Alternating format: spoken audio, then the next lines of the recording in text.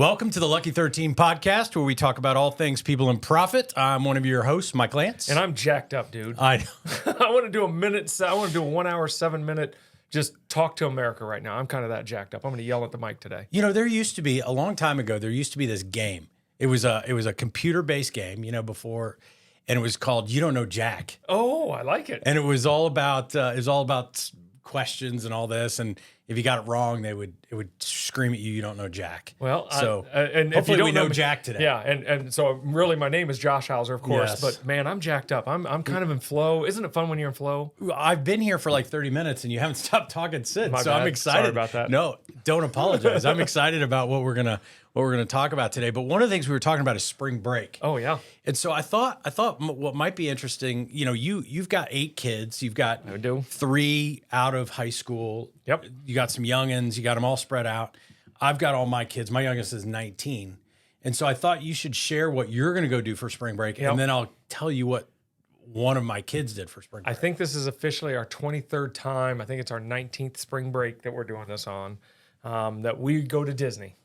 Because standing on the sun in line for hours and eating overpriced food is worth it, because when my kids look at me, my hair parts to the side and the cape comes on, Clark Kent turns into Superman, and they, thanks, Dad. I know it's selfish, but I get the lift out of watching them. Now, the older kids, we're only doing 2 days at Disney this year, and we're going to do about 6 days at the pool, because the pool football is a tradition. We order it every year. People hate us for it, and it's the greatest thing in the world, just diving in and catching footballs over the place and just messing up people's hair, which is, if you're going in a pool and you're worried about your hair, you're at the wrong family. So you've donked some people in the head that We aren't don't hit even them related we to don't you? hit them with the ball, but my boys are thick. And so when they dive off the side and land, there is a spray, and every once in a while you'll get the hair that's all done up that all of a sudden looks like a wet rat. And that will get you a nerdy look. Yeah. Well, I think it's really great, too, that Kobe's coming back and he'll be able to go. So stoked. I hate that Micah can't go this year because of spring football, but I love spring football, so I'm not going to be upset about that. Yeah. So I remember vacations like that. First off, thanks for supporting the Disney family. You should be stock owners. I don't understand. As much as you've spent. We had to have punch card or something. I know. But so compare that to Mason. Okay. So Mason's a senior at IU. He ends up getting this idea to take a big crew of people down to Cabo. Okay. So he researches these travel companies, and he finds a travel company where he can put the whole trip together. And then he gets to earn commission on all the people that are going, and he got his trip for free. So last weekend, we had a lot of his fraternity brothers in our house in waiting to leave on Sunday morning to Cabo. There he goes. And so nothing more fun. Took them all to this dive bar named Tilly's across the street from our house. Oh, and that's amazing. Watched them karaoke and the whole thing. Absolutely. So you're going to do something wholesome down at Disney, and I got to deal with a bunch of college fraternity guys on their way to college. You're at a bar karaokeing Don't Stop Believing, and I will sing It's a Small World in my head for days. Yeah. Well, lots of prayers that Mason gets home Amen. alive What a great deal. with his liver intact. He's the Julie of the Love Boat, just planning all sorts of adventures. Yeah, something like that. So from the point that I walked into this room to now, you've been talking about this new thing that you're excited about called the 10 disciplines. So what we're going to do for our listeners to know is we're going to take the next 2 episodes and we're going to walk through the 10 disciplines. So they'll build. This is part 1, and then the next episode we'll do is part 2. Let's do it. So why don't you fill us in on what the 10 disciplines are, where it came from, and then we'll just have a good conversation about it. So let me start with giving kudos to the guys who built it. So Rob Dubay and Gino Wickman, who of course wrote Traction and is the founder of EOS and now has Entrepreneur Leap and several different adventures. Gino's his travel, his journey of finding his inner self as he go from the big entrepreneur to how do I just have peace in my life, led him to Rob, and the two of them went on this walk together. When they went on this walk, Gino just became really centered with himself as a leader, as an entrepreneur. And as he went through that, he's like, I can't tell you how many people that I deal with on the regular is I'm leading their companies. I'm looking at the leadership team, and all of them are out of balance personally, right? And we stress having personal balance and professional balance. And so Gino and Rob came up with this 10 disciplines, the 10 things you need to do on the regular to keep yourself honed. Because as a leader, there's 3 things. And then I'm going to ask you a question after this, if you don't mind, that we know as leaders, we're driven. If you're not, you're probably not a leader. You're not Yeah. waking up with that drive, right?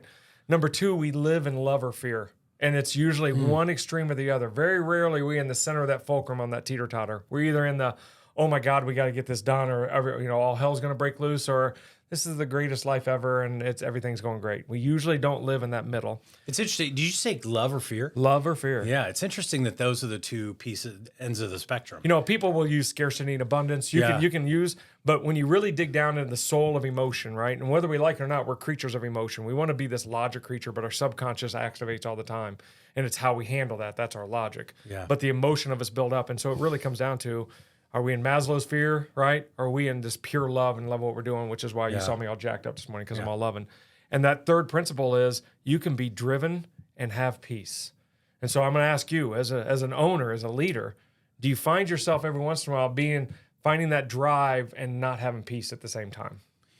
Yeah, and you can, like, one day, and you can ask my team, you can ask my wife, the whole thing. One day, I think our companies are about ready to take over the world. Yep. And the next day, I'm like, are they going out of business? They're closing doors. Yeah. I'm exaggerating to prove a point, but it's like I can just see that. Like, there's so much that's rolling around in your head, and it is, it's unrestful sometimes, right? And I mean that figuratively and literally.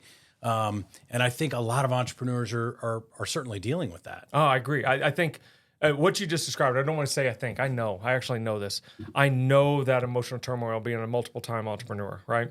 And if I lean back into it and just think about what would be the disciplines that I used in basketball that kept me from having bad shooting days. Okay, I'm having a bad shooting day, but I can do this instead, right? Or kept me from being a father. My kids are just being schmucks today. I don't get a cash in and say I don't want to be a dad today. And so as a business owner, I got to have a set of disciplines that keep me in that center as much as I can, because as leaders, our teams rely on us to be that compass. Yeah. And so when you unpack those things like fear and love and all that, is the goal to always be on one side, or is it to be somewhere in the middle? Yeah, I argue, I always want to act out of love. I want to put the love into everything. But probably the biggest thing that I'm going to talk about today with the 10 disciplines is just being aware when you're not. Awareness is critical. And so, we're aware, but we're not aware of how to get out of it. Or sometimes we might not even be self-aware that we're acting in a fear-based mantra. And we need to lean back into that, put the love in it, if you will. And it really comes down to, are you doing the simple things, the daily exercises, the rhythms, if you will, the cadence, just to have that discipline, just to find peace? Because that peace carries in the car ride to work and the car ride home, but it also carries when you're walking out of that house and walking 100%. in that house. Yeah, 100%. And I get it sometimes. It just happened a couple of weeks ago where Julie and I are just sitting there kind of watching some television and stuff, and she looks at me, and I didn't realize she'd been looking at me for a while, and she's like, "What are you thinking about?" And she can read it on my face. Yep. I mean, we've been together for 27 years, so she can read it on my face. And she was right. I was someplace else when I should have been with her, right? Yeah, you're not present. And so we're bringing that stuff into the home all the time. All right, let's dive into the 10 principles or the 10 disciplines. Please. So the first one, 10-year thinking. Man, it all starts Talk here. about that. Just switching your mind. And I'm going to be honest with this. I read this every morning to myself. And so you go through a series of exercises just for shorthand for this. Just think about, have you written a vivid story of what your life looks like in 10 years? So if I just ask you, how old are you going to be in 10 years? You don't have to say that out loud, but you start to panic a little bit. Where are your kids going to be in 10 years? Are you going to be a grandfather? What's your wife's life going to be? Where are you going to be living? And all of a sudden, if you don't plan that, you can actually, and I've watched this happen, people hyperventilate, thinking about what life looks like 10 years. My parents might not be here 10 years from now, right? Those are real things. And so rather than dwell on it, write your vivid story as if it exists. The future state actually exists if you choose to put it there, and then you start living your life that way.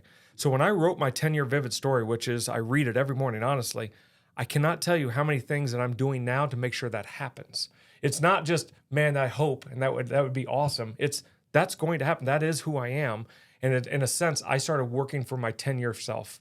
I don't know if that resonates with you. Yeah, for sure. I don't work in my present self. I'm aware of my present self, but my future self is what I want to be. And when you write that 10-year story, the clarity of what you want your life to look like becomes more clear, and the things that you don't want it to look like fall away. It's the sculpture of David, right? We start to remove all the things that aren't us and really get to the pure sculpture of who we want to be. Yeah, it makes a lot of sense. And then when you think about 10 years ago, oh my gosh. and it seems like just yesterday, and the older you get, the more the time flies, right?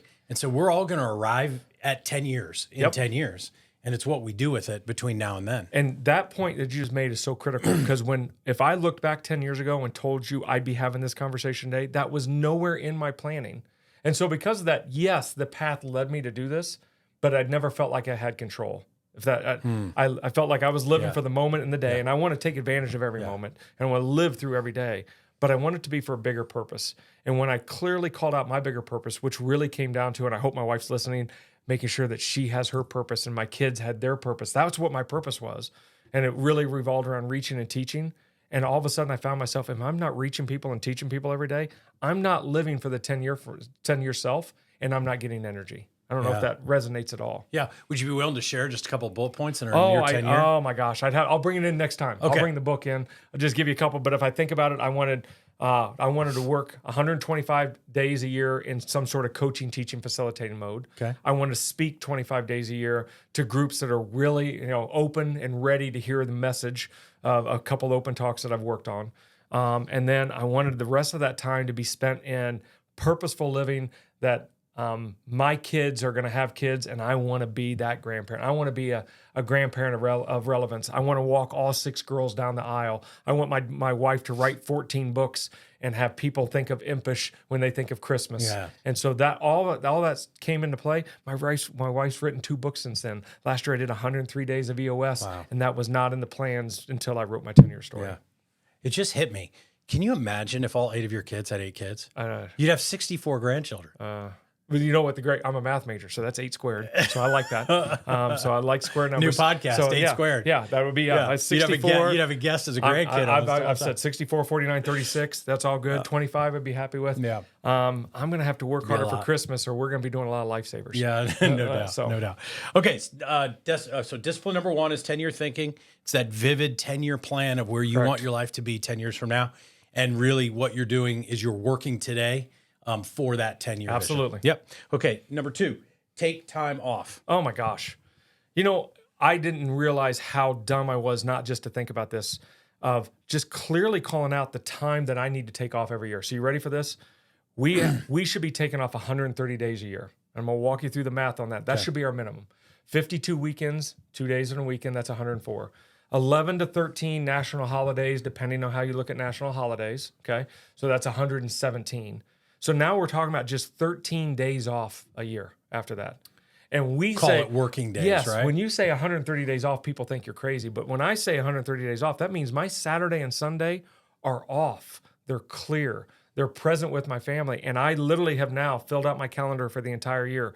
I have my free days listed. I have my vacation days listed. I have I call them gold days. Thank you, Brian Neal, for teaching me gold days. I have my to me day for 24 hours. Day? 24 hours off the grid, just me. And I do this. I'm trying to do it once a quarter. I'm behind right now, so I got to get one done this quarter. It's amazing what I find.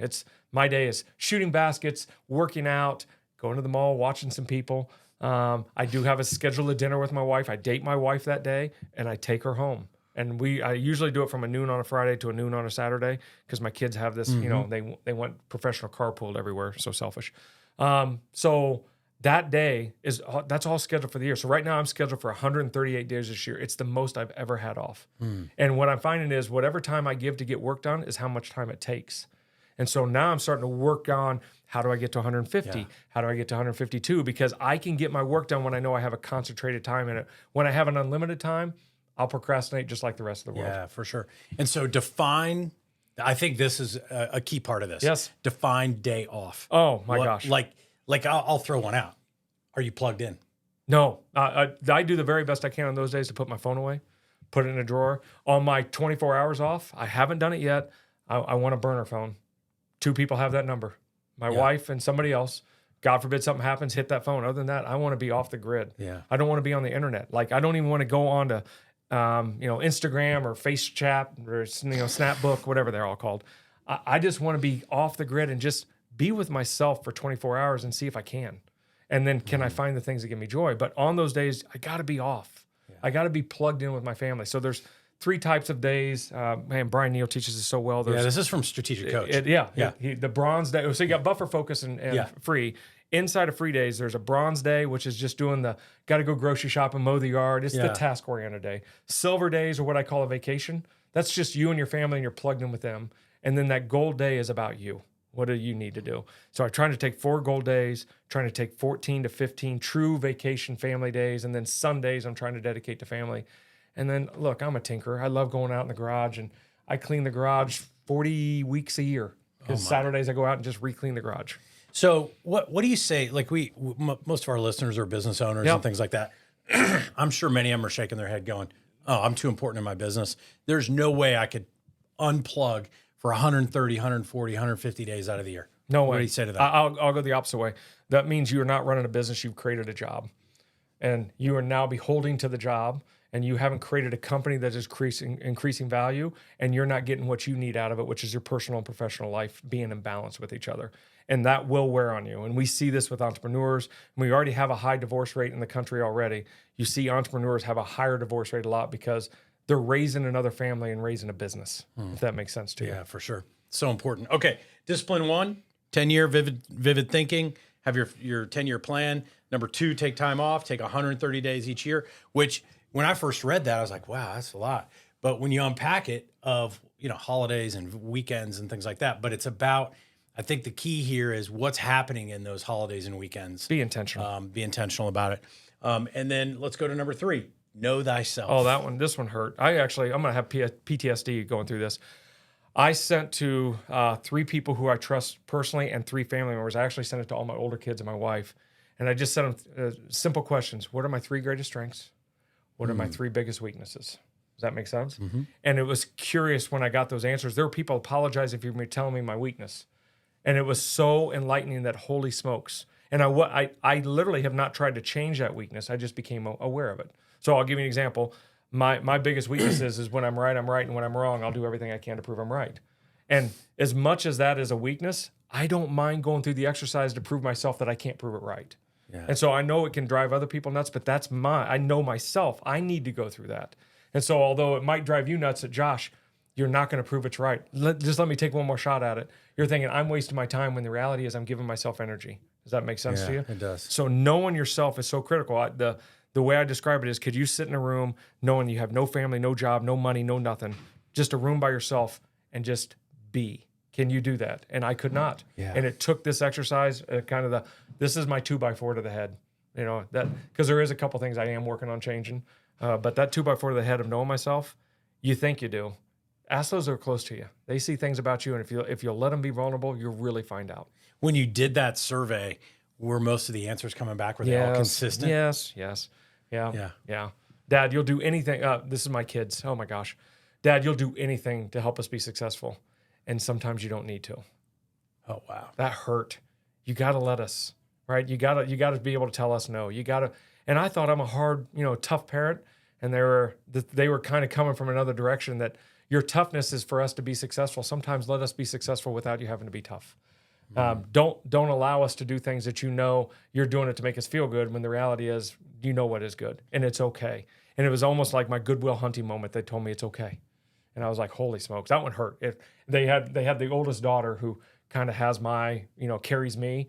She reported in for all the family, so she reported all, and it hurt in such a good way. I don't know how else to describe that. Yeah. Kind of cool that you're getting this feedback when you still have a lot of young kids, right? To incorporate that in, because sometimes, like, my kids they're from 25 to 19, and we always joke that we screwed up the older 4, but the 19-year-old will be perfect. That's what they're saying. Learned, but they're like, these 4 have no idea. yeah, exactly. And I was like, but look, we got to learn, always growing, right? Yeah, I think this is one of the biggest challenges that everybody, whether you own a business, you don't own a business, whatever, is just being really self-aware of what you're good at and then what you're not. Yeah. And to your point, I like the fact you don't have to necessarily work really, really hard to fix that other thing. Just be aware that it exists and know that it's a blind spot for you. Yeah, in business, all my business folks gave me the same feedback. You would give me the same feedback. Your follow-up needs to be better. And I preach fortunes in the follow-up, but I don't like that part. Yeah. That doesn't give me energy. Yeah. So I love getting people excited and moving and going and starting on their path. But when they ask me to send a follow-up to that, makes me itch. Yeah. It does. And I hate that. I'd rather have a conversation than send an email. Yeah, I'm the exact same way. Like some people have asked me before, "Are you ever going to write a book?" And I'm like, fork in the eye. Like, no, I'm not. Yeah. I'm not. We could talk. Yeah. And we could.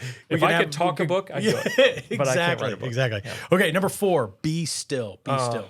This might shock you. I struggle. Know thyself hurt. This one's the one. There's 2 that I struggle with. This is number 2. Number 1 we'll get to in the next episode. I'm up to 18 minutes a day of just sitting still. And I'm slowing down their crescendo on purpose. And I put on headphones with no music, just noise canceling headphones. I usually do it in the sauna, which can have an awkward moment. So I got to close my eyes because there's some things that I can't help but see and laugh at. But I just go 18 minutes a day because 18 minutes, 100 hours, it gives me 100 hours in a year and it'll put me in mastery. 18 minutes a day of just, I have no idea what I'm going to think about. I don't plan. I just sit still for 18 minutes and let things bubble up. Quite honestly, it starts with a storm. There's always a storm going on in my head, right? Hurricanes, tornadoes, windstorms.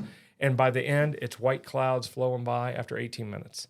And I don't try to capture what those thoughts are. I don't try to regurgitate what those thoughts are. I just allow myself for 18 minutes to shut this body down. I want to get to the point where I'm floating in hot salt water. I don't know if you ever see that. Body temperature salt water. You can float and you can actually release yourself from your body. I'm not there yet, and I don't want to do ayahuasca and all that stuff. But sitting in a sauna for 18 minutes in quiet was the most painful thing I've had to go through, other than the one I'm going to talk about in a little bit on the next episode. And it's been one of the most rewarding of just finding out I'm okay just sitting still. I know that sounds weird. I did it last night, 18 minutes on a bench at soccer practice, just on a bench by myself up on a little hill for 18 minutes. Just listen to nature, listen to a little bit of soccer stuff, but I have no idea what they're saying, so I don't count that because they speak a different language than I do. And it was amazing. I don't know how else to describe it, but there's a centering that goes on when you can just be still. The goal is 30 minutes. I'm up to 18. Yeah, this one would be a really hard one for me too. I just silencing my mind is a big challenge. It's constantly racing. So this will definitely be one that I'll want to try to embrace. I'm glad you said that. What I found is I can't silence it, but I can quiet my judge, if that makes sense. My judge in my mind starts to quiet, and I start to get clarity, and I can't tell you what I have clarity about. I just know when I'm done, I'm like, I'm okay. Yeah.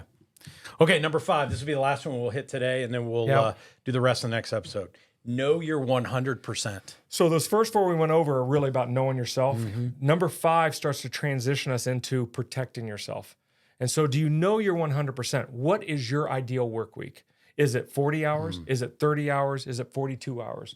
What is your ideal family time? What is your ideal goal day agenda? If you can't get that clear, it's one of the statements we've heard all along. If you don't control your calendar, somebody else will. And so if I'm at 52 hours in this week and 48 is my maximum, that's my 100%, those 4 hours won't only not be good, but they'll hurt my next week. Resentment starts to kick in. I start to fatigue myself. My family will feel that difference. And so that's a dial. This to me is a safe. I haven't found that combination, but I'm working on it. I find out I'm better in the mornings. I like getting here at 7 when no one's here. I like that time. I like having lunch by myself. I used to like to have lunch with everybody. I only do that once in a while. That lunch by myself time is critical, and I'm starting to understand what gives me the energy I need to get for lifts. We don't spend time as leaders just understanding what is our maximum work. When do we get our most effective maximum work week time? Yeah, makes a whole lot of sense. I think like I find right now in my life, I used to be a morning person. Like I used to love to get to work early, be by myself and that sort of thing.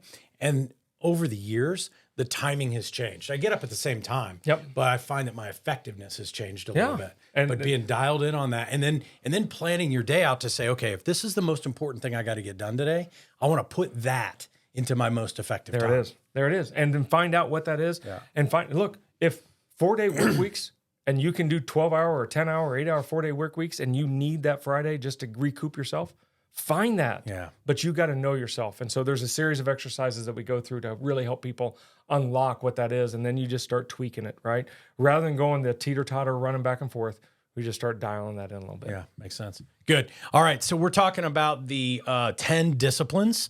And this episode, we've gone through the first 5. So 10-year thinking, take time off, know thyself, be still, and know your 100%. So when we come back in our next episode, we'll go through the remaining 5, and we'll go from there. But great stuff. Thanks for sharing.